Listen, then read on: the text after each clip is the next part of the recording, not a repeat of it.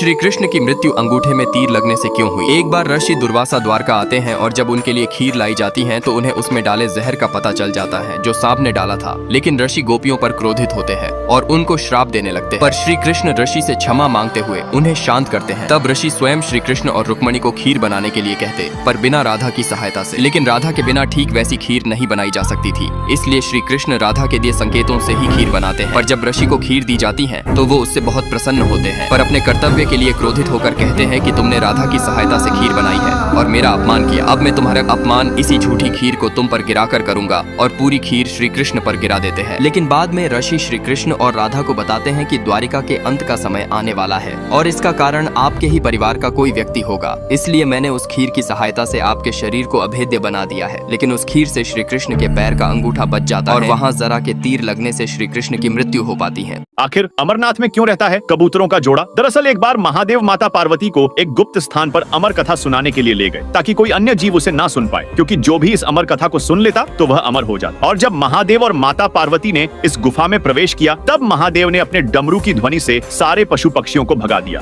और जब महादेव ने कथा सुनाना प्रारंभ किया तब कथा सुनते सुनते माता पार्वती को नींद आ गई और वह सो गई, जिसका शिव जी को पता नहीं चला। वे अमर कथा सुनाते रहे। उस समय वहाँ 2 सफेद कबूतरों का जोड़ा मौजूद था और वह ध्यान पूर्वक शिव जी से कथा सुन रहे थे और वो बीच बीच में गूं गूं की आवाज निकाल रहे थे। इस कारण महादेव को लगा कि माता पार्वती कथा सुन रही हैं और हुंकार भर रही हैं। इसके बाद जब महादेव की दृष्टि उन कबूतरों पर पड़ी तो वे क्रोधित हो गए और उन्हें मारने के लिए आगे बढ़े। तब कबूतर बोले, प्रभु, हमने आपसे अमर होने की कथा सुन ली है और यदि आप हमें मार देंगे तो अमर होने की यह कथा झूठी हो जाएगी। और इस पर शिव जी ने कबूतरों को जीवित छोड़ दिया। असल में तो यह महादेव की ही एक लीला थी और फिर उन्हें आशीर्वाद दिया और यह गुफा अमरनाथ गुफा के नाम से प्रसिद्ध हो गया। तो दोस्तों, महादेव के सच्चे भक्त चैनल को सब्सक्राइब करके कमेंट में हर हर महादेव जरूर लिखें।